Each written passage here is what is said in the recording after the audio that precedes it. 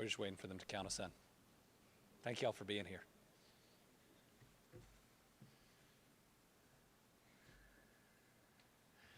All right, good afternoon, everyone, and welcome to this week's Team Kentucky Update.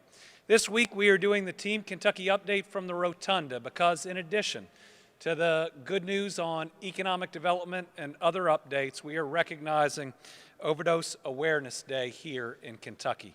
And while it might seem a little strange to have good news on jobs and then acknowledge such an important and serious topic, I think those especially in treatment and recovery know how connected they can be.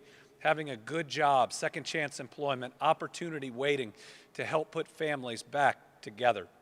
So we'll start the way we normally start, with good news here in Kentucky, with more good jobs coming to our Commonwealth. The Kentucky Economic Development Finance Authority approved state incentives for 10 new projects today, which represent $275 million in new investment and more than 315 full-time new jobs being created and 215 jobs being retained for Kentuckians. Including the projects announced today, administration to date, we have set a record for any governor of $27 billion in new investments, and we've created more than 47,500 new full-time jobs for Kentuckians. With today's approvals, we've got some great announcements to make. I'll kick us off with an exciting announcement for our bourbon and spirits industry. Bespoken Spirits, Inc.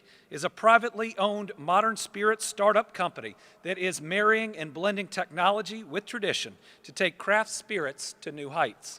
Now, Bespoken Spirits was founded in 2019 in San Francisco, California, but as you'll hear in a moment, its leadership is rooted in Kentucky.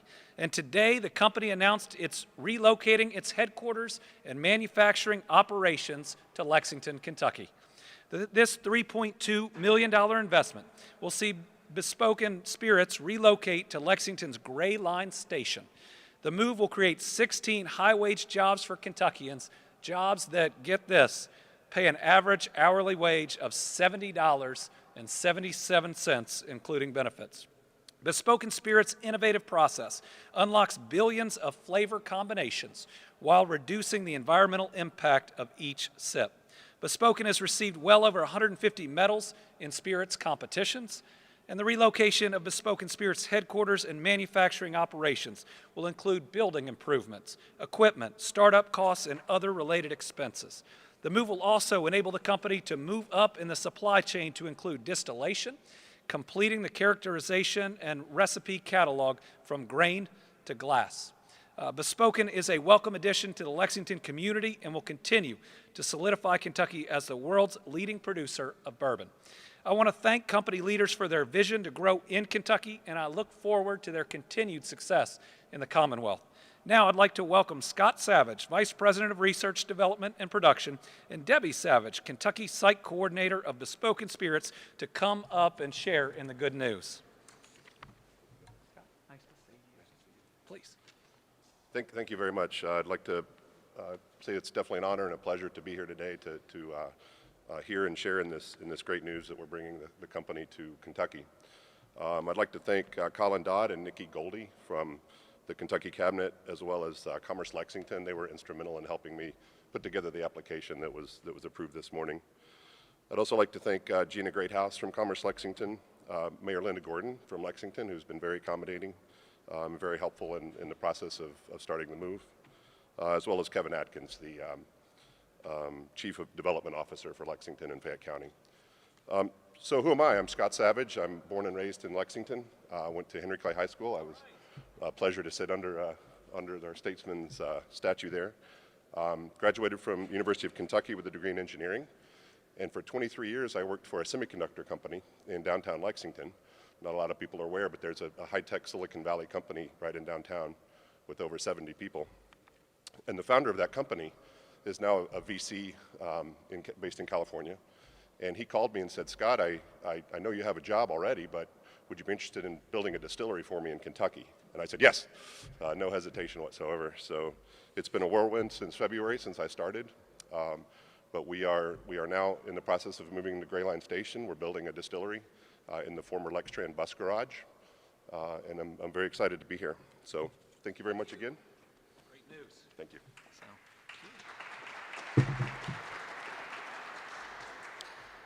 Also, from this month's KEDFA meeting, we have a company that's investing $1.2 million into an expansion in Jefferson County that will retain 215 jobs and add 5 new positions.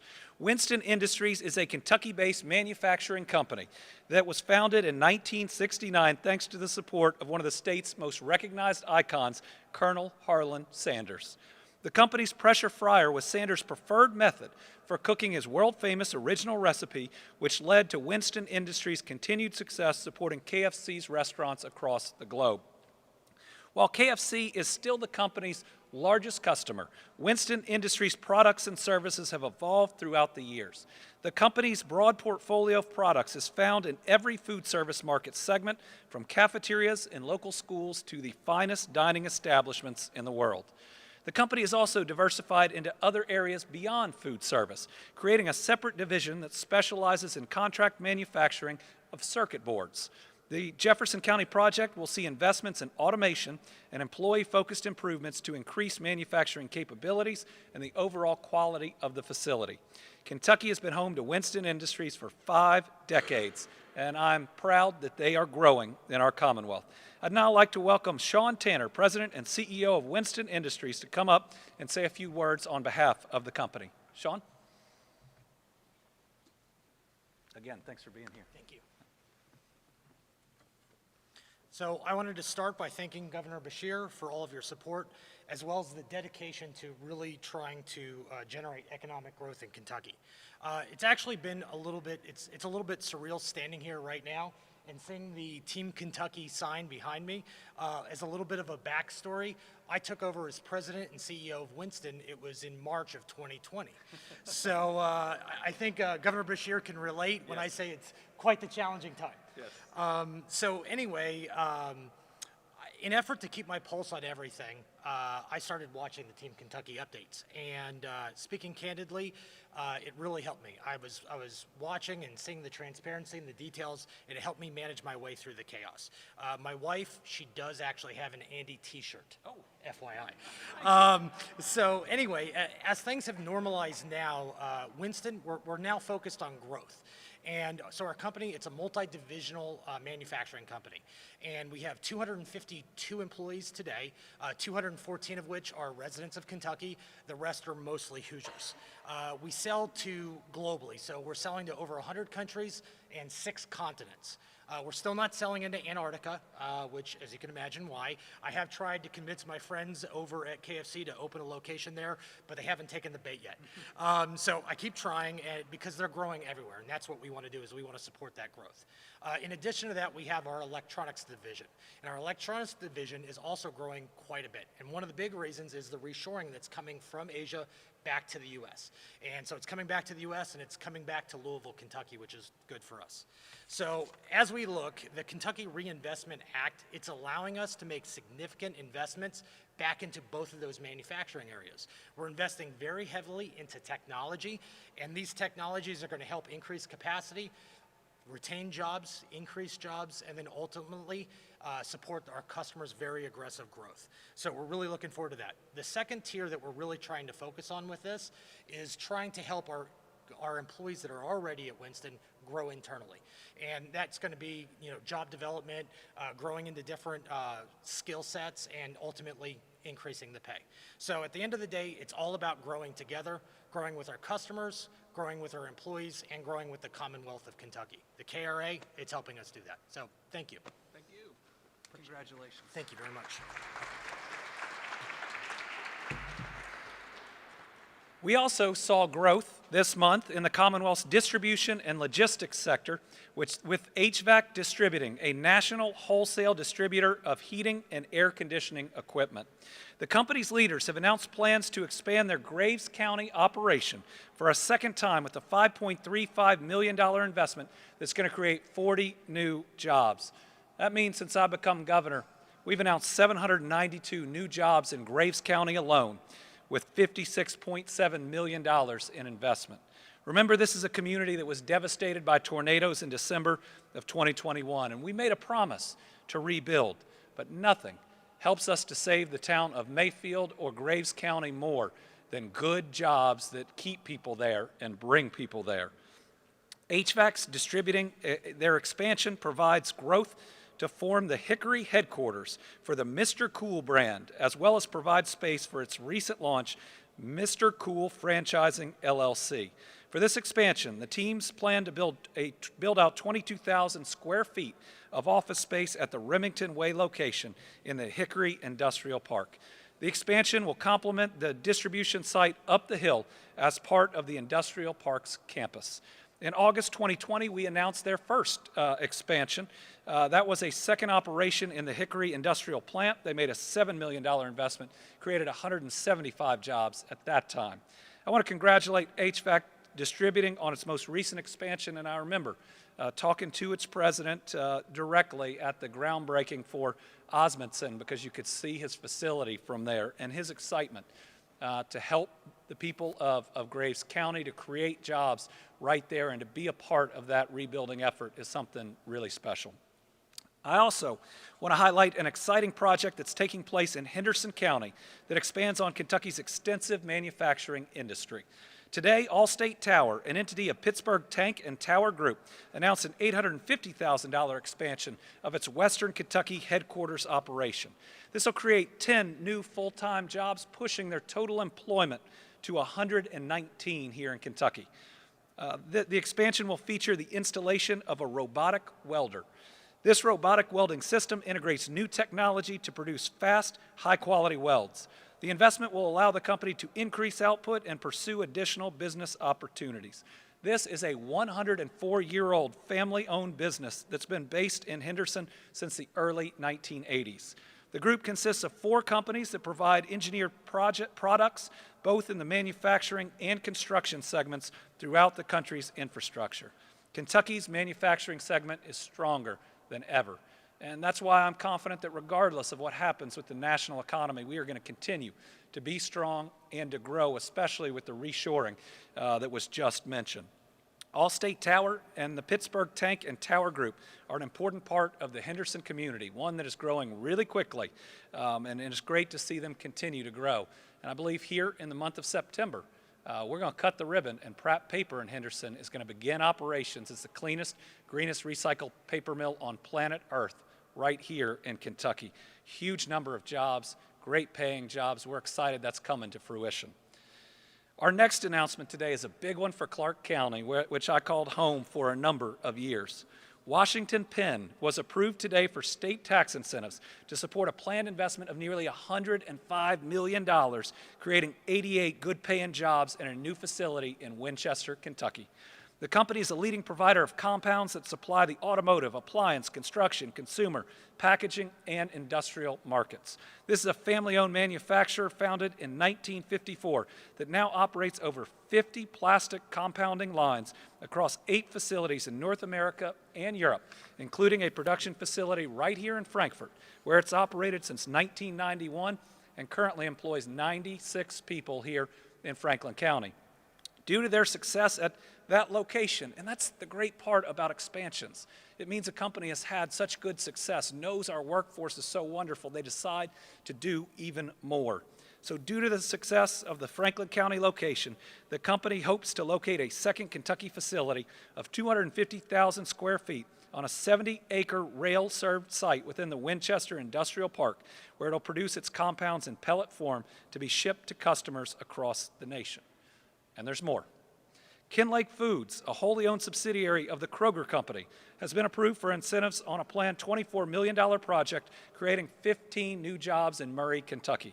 The project will expand the company's Callaway County operation by 6,000 square feet, including the installation of new processing equipment for dry roasting and jar packaged for Kroger's retail division. Kinlake's provided snack, baking, and produce nuts to Kroger since 1982. The Murray plant was the first of 41 Kroger manufacturing plants located in the United States, and today it employs over 340 Kentuckians. That's a lot of families that know how they're going to support themselves and provide more opportunity for that next generation. Back in April, we announced that augmented reality and engagement software company My XR Inc. plan to locate at the Western Kentucky University Innovation Campus. And earlier this week, Lieutenant Governor Jacqueline Coleman, who's with us today for some announcements, joined state and local officials and company leadership to cut the ribbon on the new facility.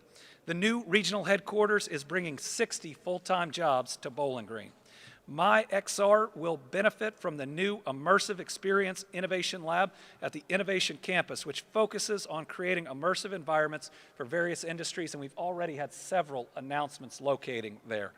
The lab will help the company continue to develop its augmented reality technology and explore new applications. The new headquarters will also allow the company to expand MyXR Engage software, which integrates across digital platforms to increase engagement with gamification and rewards technology. I was doing well until that word.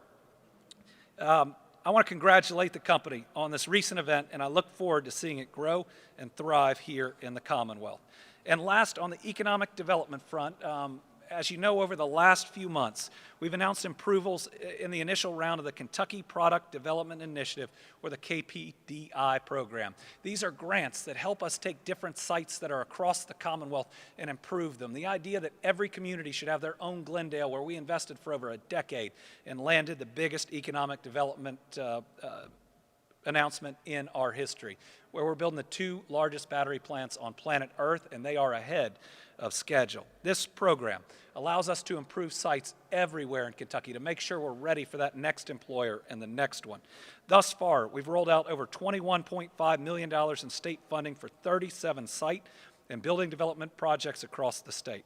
Those numbers include 2 projects that we're announcing today, one in Graves and one in Harrison County. They were approved today for a little over $1.3 million in funding. So first, the Cynthiana Harrison County Economic Development Authority, in partnership with the City of Cynthiana, is assisting in the development of a business park in Harrison County. The $2.3 million project was approved for $450,000 in state funds.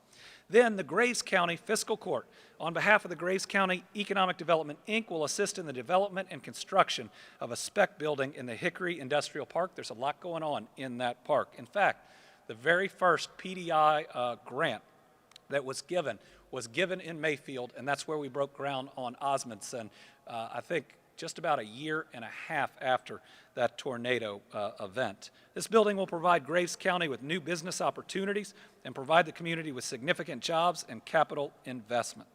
Later today, I'm going to be in Graves County to celebrate a huge milestone for recovery and rebuilding. We're going to be dedicating the 100th new home that has been funded through the Team Western Kentucky Tornado Relief Fund. With that, I'm going to turn it over to our Lieutenant Governor, Jacqueline Coleman, for an update, and then we'll be back with a lot more news. All right, thank you, Governor. So before we get to the very important recognition of Overdose Awareness Day, we have some other important updates, and I want to highlight some of the new awards that we are announcing today to support crime victims and survivors. Since day one, our administration has been committed to increasing access to victim services in every corner of the Commonwealth. We've awarded more than $31 million in grant funding to service agencies across the Commonwealth and provided victim services to approximately 258,000 Kentuckians. Earlier this year, Governor Beshear signed legislation into law creating the Safe at Home program, which will protect the residential addresses of survivors of domestic violence and other sexual crimes, as well as the addresses of those who reside in the same household with them. The governor also signed legislation which doubled the weekly amount available for crime victims for lost wages and increased the amount available for funeral expenses. We also increased the overall total award available to help these victims and families from $25,000 to $30,000. And today, we are going to do even more to help our fellow Kentuckians. Each year, the federal government awards Kentucky millions of dollars to assist crime victims. And today, we award that funding to 114 organizations across Kentucky. These are groups who are working tirelessly to make every possible resource available to crime victims on their journey to healing and obtaining justice. and all of those organizations will be listed in the news release that is being issued today. The Federal Victims of Crime Act, better known as VOCA, is vital to serving victims of violent crimes. Across the nation, over the last several years, there have been a significant decrease in federal funding for VOCA grants. To help offset the reduction, an additional $10 million from the American Rescue Plan Act of 2021 was provided to the Justice and Public Safety Cabinet to distribute to crime victims and service providers. This year's funding includes $17 million in VOCA funds and $10 million in ARPA funds, bringing the total amount to $27 million. One of the organizations that has been awarded both VOCA and ARPA funding is Maryhurst. And Christine Laster, the president and CEO, is here with us today. Maryhurst is being awarded a total of nearly $500,000 divided between VOCA and ARPA funding to ensure therapeutic treatment and clinical care is available to adolescent girls who are victims of child abuse, requiring the highest level of specialized care in Kentucky, including security and facility enhancements. So Christine, thank you for the work that you do and for the work of Maryhurst. The thought of someone harming our children in the worst possible way is unimaginable. And so the work that your team is doing is some of the most important work to be done across Kentucky. So on behalf of all of us, thank you. And would you like to say a few words? All right.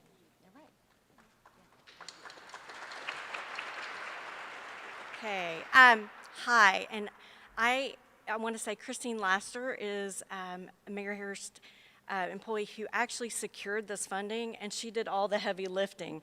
But I am Paula Garner, and I am the CEO and president at Maryhurst. And I just want to say it is an honor to be here. I want to thank Governor Beshear and Lieutenant Governor Coleman, and also Secretary Harvey, and really our partners at the Kentucky Justice and Public Safety Cabinet for supporting the services Maryhurst and like agencies do across the state for our state's most vulnerable children. Maryhurst will be celebrating 180 years of service this September, and while the VOCA funds have not supported us all those years, the VOCA funds have supported critical needs for Maryhurst over recent years. The Justice and Public Safety team has invested in so many important needs of our children and families, from strengthening infrastructure to critical technology that allows us to provide the highest quality care. And we know that no child or adult should suffer from a violent crime. But this funding not only aids those survivors in their path towards healing, but it also underscores the importance of collectively striving towards ending violence in our communities. We are grateful for our committed partnership with this administration, and we look forward to working with the governor and his team to create a safe Kentucky for our children today and for future generations. Thank you. Present you a check over All here. right, I'll take the check. Sure.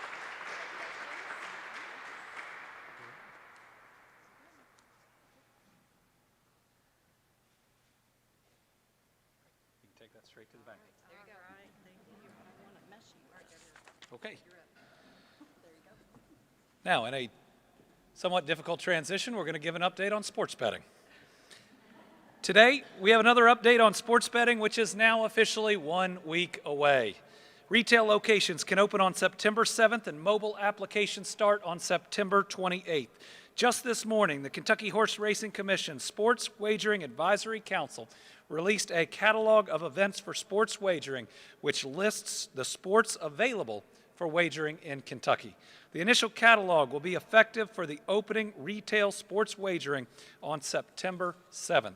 So now Kentuckians know what they can place a bet on, the type of sporting events, and the wagers that will be available. Highlights from the approved catalog include the National Football League, Major League Baseball, National Basketball Association, the Women's National Basketball Association, and NCAA baseball, softball, basketball, football, and hockey. Additional wagering types can be considered for approval by the Horse Racing Commission if requested by a licensee. A sports governing body can also request that wager types be limited or excluded for certain events. So, the countdown is now just 7 days. I'm excited to share that I'll be making the first sports wager in Kentucky at the iconic Churchill Downs racetrack at 10 a.m. on September the 7th. Making sports betting available in Kentucky is what Kentuckians have long wanted, and I want to thank everyone again who helped push it across the finish line. A quick update on rebuilding in the East and the West. 65 households in eastern Kentucky remain in 68 travel trailers. 63 travel trailers are on commercial locations, 5 are on private locations. Since the mission start, 318 households have transitioned into more stable housing and out of the program. FEMA has now approved more than $108.8 million in individual assistance. As of August 30th, 739 survivors had received the maximum award. That's $28 million between the 739.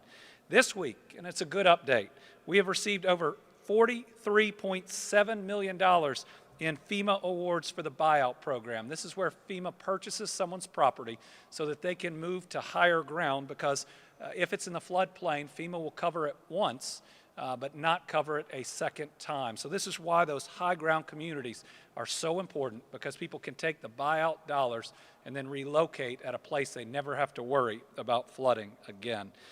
These awards include 265 properties from Perry County, the city of Jackson, Breathitt County, Letcher County, Knott County, and Floyd County. Today we also have 2 new awards from the Western Kentucky Safe Fund. Fulton County has been awarded $19,882 for the cost of managing a helpline for tornado survivors. And the city of Bowling Green has received $1.5 million for the establishment of a small business accelerator for impacted businesses needing help to reestablish. All right. So, the second but most important part of our program today is marking Overdose Awareness Day here in the Commonwealth. And as you'll see in a minute if you're watching the live stream, the Rotunda is full of so many strong advocates and those that have been affected by addiction. Unfortunately, everyone knows someone who is fighting or has fought, or sadly, that we've lost due to addiction. Each one is a child of God, irreplaceable to their family and to their community. Today, I want to provide an update on our ongoing efforts to fight back and to save lives. This includes update on new drug seizure numbers from the Counter Drug Program and the Kentucky State Police. It'll include new funding awards to local organizations who are making strides in their communities, saving one life, one soul, one spirit at a time. And then I'll invite everyone here today to join me as I sign the Overdose Awareness Day proclamation. While we always have more work to do, let's take just a minute to review how far we've come in our fight against addiction. Since my time as your Attorney General, I've made fighting this drug epidemic a top priority. As Attorney General, I filed more lawsuits against opioid distributors and manufacturers than any other AG in the nation. That included 9 lawsuits against pharmaceutical companies that flooded our communities with addictive pills that ultimately took the lives of far too many of our people. Now, as hundreds of millions of dollars of blood money, of the settlement funds from those companies are coming to the state, I want to make clear that those funds should be going directly into treatment, into recovery, and into law enforcement. Every one of these dollars is sacred. They are our best chance to end this addiction crisis that arose in our lifetime, during our lifetime. The use and proper use of these funds are crucial to saving the lives of more Kentuckians. As AG, I also oversaw programs to help more Kentuckians get in treatment. We worked with the lawmakers to drive funding to recovery services, and we launched the opioid disposal program so people could safely dispose of what's in their medicine cabinet. As governor, my administration continues to work with the folks that are here to do everything we can to fight addiction and to support our families that are in recovery. In March, we announced Kentucky was leading the way in providing treatment services to Kentuckians through the state's Treatment Access Program. This program means that money is no longer an obstacle, that we have a bed and a method of providing treatment to every Kentuckian who needs it and is willing to receive it. This program allows those in the greatest need to enter residential treatment. It expands health care coverage, and it increases the number of treatment beds. Thanks to so many people in this room, I'm proud to say that the state has increased its number of treatment beds by 50% since I became governor. And we're now in the process of launching a mobile crisis intervention service through many providers across this state. The program further supports those facing addiction and those in need of suicide and crisis intervention.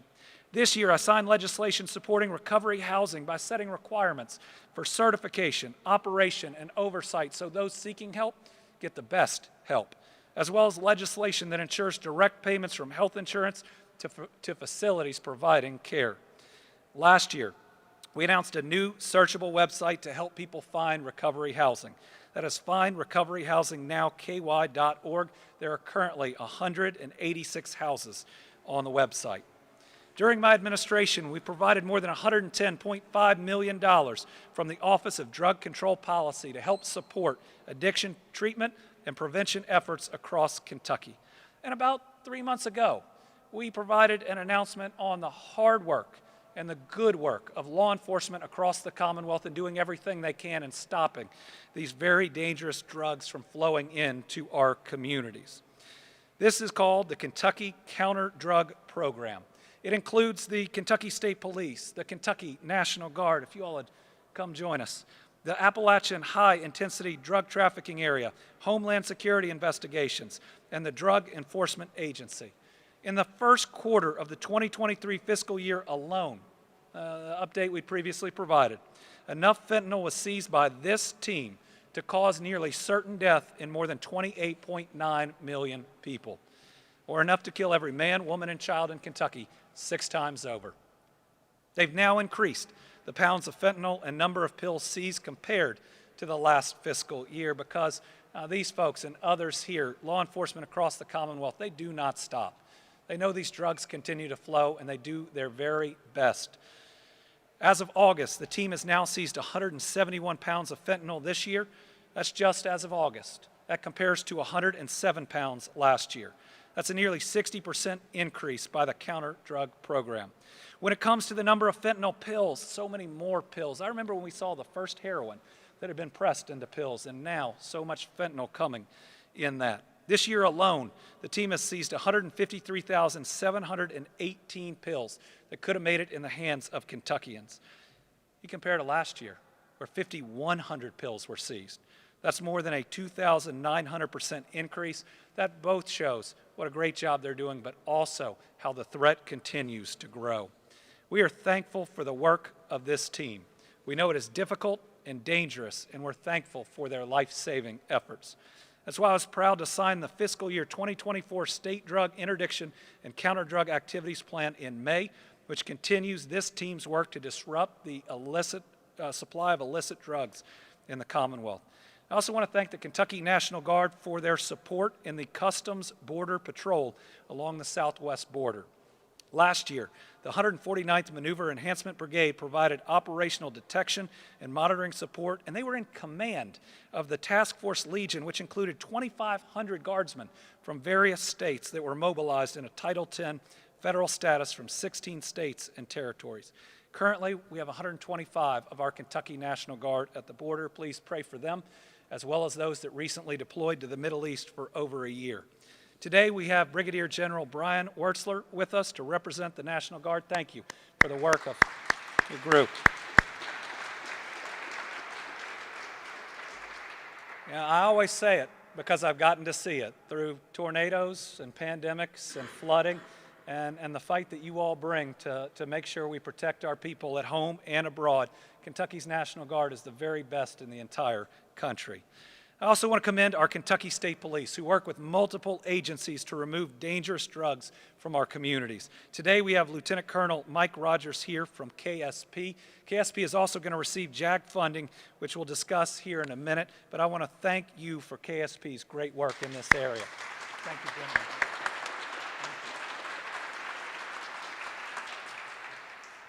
So thank you again to everybody on this task force. We know that it's going to take everyone.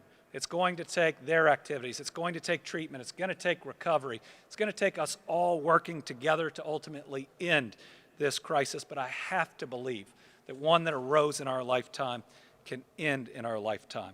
So, to further support the efforts of this group and so many others, including some representatives we have here today, we're taking another step forward by awarding $2.1 million from the federal Edward Byrne Memorial Justice Assistance Grants, or they're called JAG grants, which is a primary vehicle for funding the criminal justice system in this area.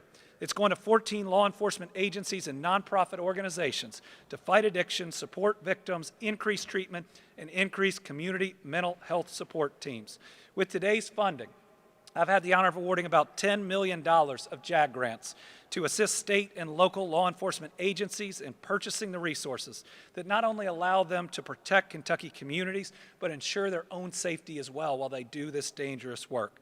We have two drug task forces here with us today, the Northern Kentucky Drug Strike Force and the Pennyrile Narcotics Task Force. The work they do makes our communities safer, and we are grateful. So thank you for serving. I'd like to invite David Thompson with the Pennyrile Narcotics Task Force and Scott Hardcorn with the Northern Kentucky Drug Strike Force to join us. First, we'd like to present the Pennyrile Narcotics Task Force with a little more than $281,000 to help further their work.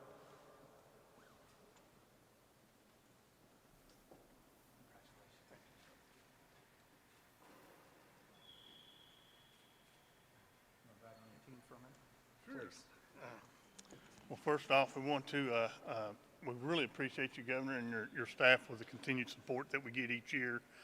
Obviously, without this money, our drug task force wouldn't exist. So I do appreciate the work that your staff, your grant staff has done. That's a lot of work providing us with the information we need to apply for these grants. And I just can't say enough about your staff and your support. Thank you. Appreciate it. Next, we are awarding the Northern Kentucky Drug Strike Force with more than $137,000 to continue serving Kentuckians in Boone, Campbell, and Kenton counties.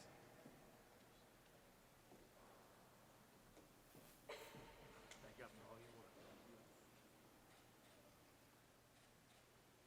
Talk about your good work. Very good. Please. Governor, thank you for the invitation and the opportunity to be here. It's an honor. It's also an honor to be here on behalf of the Northern Kentucky Drug Strike Force to accept this grant funding. The continued support of the Byrne Justice Assistance Grant is crucial to the sustainability of task forces throughout our great Commonwealth. And something that you said earlier, that the opioid problem that we're facing in this nation and Commonwealth is something bigger than what law enforcement can handle on our own. It takes the treatment and the addiction counseling and everything else all working together. And without the support of our elected officials and our community members, we wouldn't be able to do it. We would be in trouble. But with the great teamwork that we have in this Commonwealth, I think we're in good shape. And I just want to thank you again. Thank you. Much appreciated. Keep up your great work. Thank you. All right.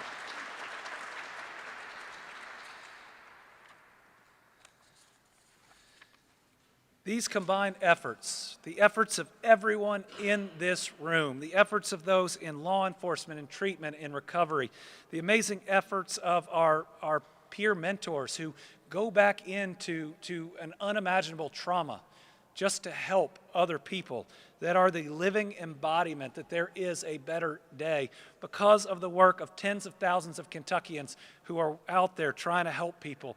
Kentucky was one of only 8 states in the entire country with a significant decrease in drug overdose deaths last year. Yes, we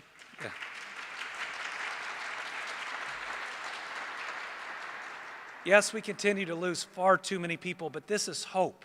This is hope that when we fight and scratch and claw for the inches that become the feet, that become the yards, that become the miles of progress, we can, we will, and we are making a difference. And we have to keep up this work because somebody new is falling into addiction just about every minute, and somebody needs help just about every second.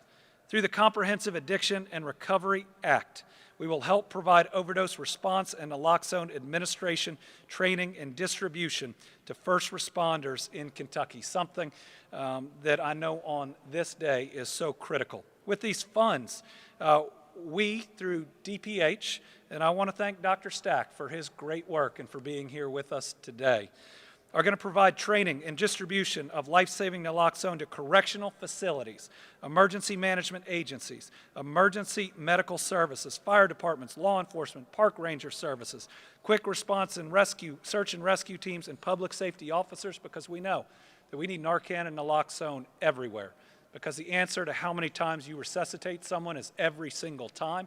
That's someone's loved one.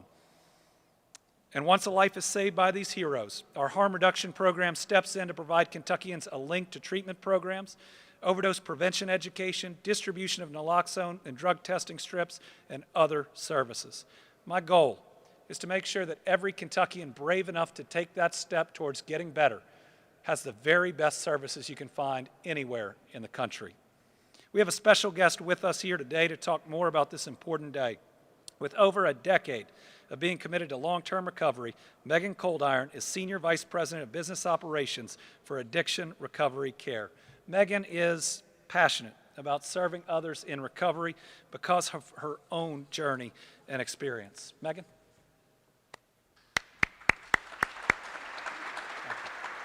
Thank you so much for asking me to be here, and I'm a person dedicated to long-term recovery since September 2011. And I'm extremely grateful for that. I do recognize that I'm one of the fortunate ones that have made it in recovery.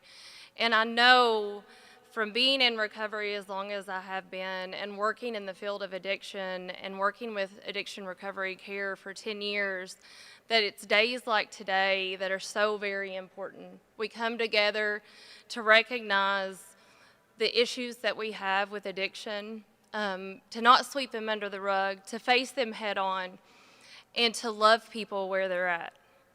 People won't always remember the words that you say, but they will remember the way that you make them feel. And I remember exactly how I felt, and they made me feel the day that I walked into treatment. And I mattered. And because someone made me feel that way, I was able to find recovery, and I was able to heal relationships. My dad is here with me today, supporting me.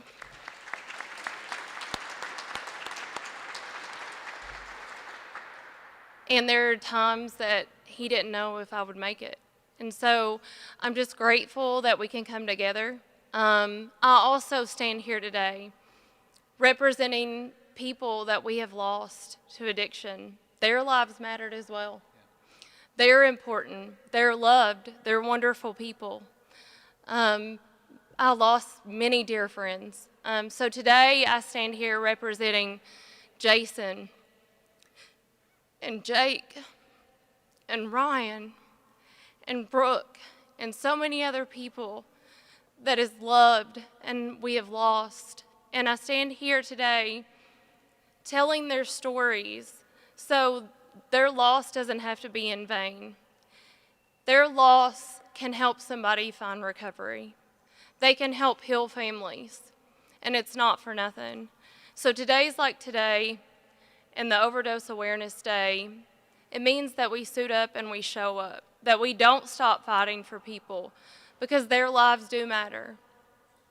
People in active addiction, that's somebody's child, that's somebody's mom, that's somebody's brother, that's somebody's sister, and they deserve every opportunity to have recovery. And so I just want to thank everyone for being here today.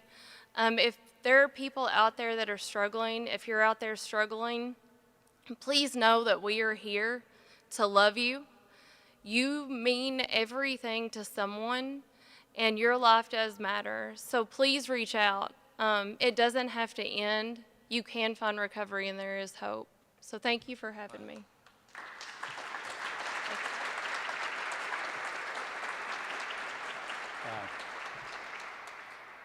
Well, thank you to Megan for truly bringing the meaning of today home and for speaking the names of those that you love, to make sure that we fight in their memory, to make sure other families don't go through what theirs did and other friends don't go through what you've been through. There are so many people to thank today that are making an impact. I want to thank Brenda and Carl Cooley, who lost their son Adam in 2017. I want to thank them for being with us today and being willing to show their pain and grief to raise awareness to others and hopefully prevent it from happening to another family. I know we also have Tessa Turner from the Eastern Kentucky Concentrated Employer Program with us, Harper Michael from the Kentucky Chamber Foundation, Marty Purdy, Vice President for Recovery, Justice, and Health at Volunteers of America Mid-States, and many leaders from the Department of Public Health, including Eric Friedlander, Dr. Stack, and others. I also want to thank partner agencies and organizations that are helping remember those we've lost and helping Kentuckians recover from addiction and find stable employment. They include Team Sharing, the Office of Drug Control Policy, Operation Unite, Volunteers of America Mid-State, the Kentucky Chamber Foundation, the Eastern Kentucky Concentrated Employer Program, the Kentucky Department for Public Health, the Kentucky Department for Behavioral Health, Development, and Intellectual Disabilities, the Kentucky Opioid Response Effort, the Kentucky Pharmacists Association, the Kentucky Income Reinvestment Program, the Kentucky Injury Prevention and Research Center, the Kentucky Harm Reduction Coalition, Vital Strategies, all those who are out there doing this work, whether we've named them in that list or not, as well as our local health departments that show up every day. I truly believe that we can continue this decline in overdose deaths by working together, by loving instead of judging people who are going through addiction, and by continuing to make sure we have every service, and they should be world-class services for those who are brave enough to reach out for help. Now, this is one of the challenges of our lifetime, and we have to step up as Kentuckians to make sure that we are there for those who need us. Scripture tells us, so continue encouraging each other and building each other up, just like you are already doing. That's the work that everyone here is doing. So to everyone who is out there combating addiction and saving lives today, you are all our official Team Kentucky All-Stars.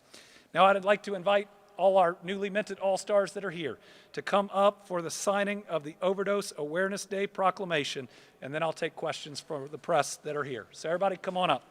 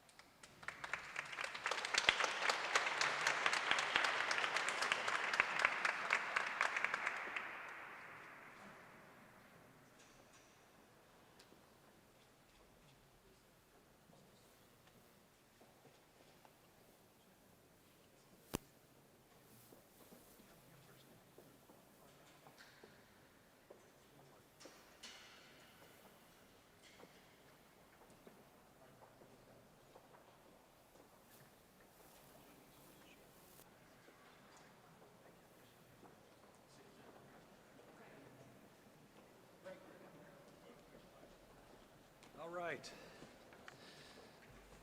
Thanks, everybody, for coming. I'm going to answer some questions. You're welcome to head out if you want, or you can stay and hear the answers. We'll start with Tom Latek from Kentucky Today.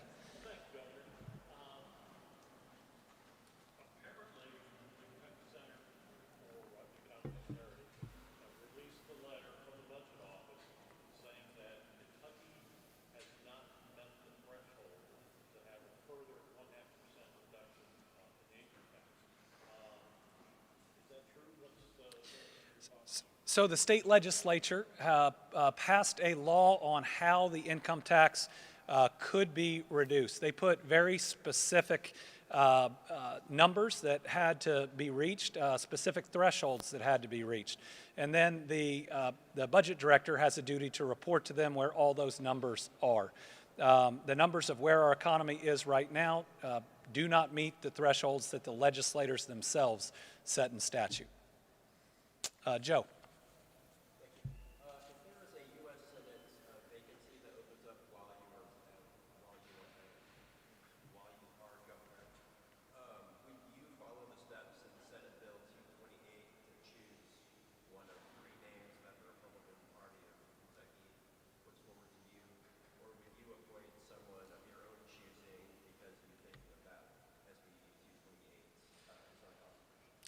There is no Senate vacancy. Senator McConnell has said he's going to serve out his term, and I believe him, so I'm not going to speculate about something that hasn't happened and isn't going to happen. Tessa? Sure.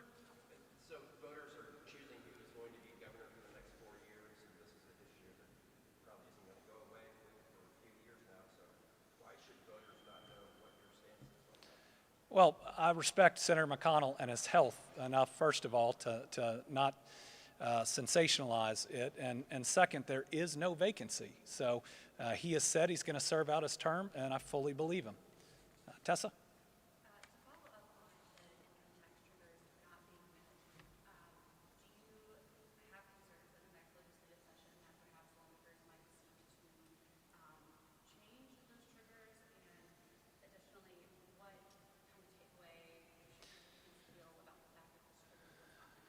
Well, Kentuckians, I don't think, have any worry about why the triggers aren't met. We have a booming economy. We had a better July in our general fund revenue this year than we did in the previous year, and that's even with a tax reduction. What the legislature tried to do was set up a responsible method for determining when to take they're not incremental steps, they're real steps in reducing income tax. Now, they may revisit that, but they certainly tried to put together what they believed was a responsible framework, and our job is simply to report to them where that is. Listen, we want to reduce everyone's tax burden. I was able to reduce income tax, property tax rates, and freeze the gas tax when gas was so expensive. But we have to make sure that we are also responsible in that our general fund funds public education. We have to pay our portion of Medicaid, which provides coverage for millions of Kentuckians where health care is a basic human right. And significant reductions in general fund revenue hit higher ed hard every time that they've been there. So right now, we are in a good place. We're going to have a good budget. We just need to be very thoughtful about what the right parameters are for any future reduction, and we'll have that discussion with the General Assembly when they get back, I think January 2nd. Carolina. Governor, like you said, we're in a good economic position. The Kentucky Center for Economic Policy says if these triggers are not being met during good times, shouldn't that necessarily say something? Do you believe that zero income tax in Kentucky is actually a reality?